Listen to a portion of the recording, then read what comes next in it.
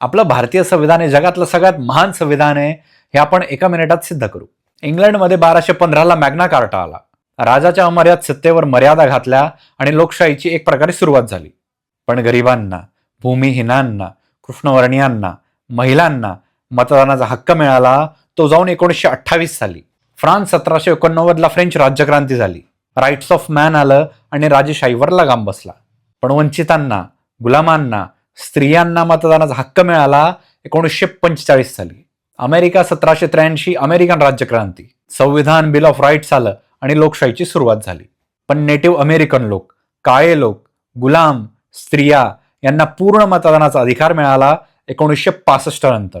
आता भारत ऐका.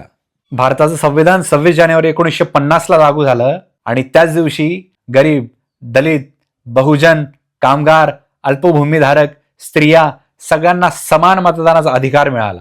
ना 100 वर्षांची वाट पाहावी लागली, ना संघर्षाची वेगळी लढाई लढावी लागली.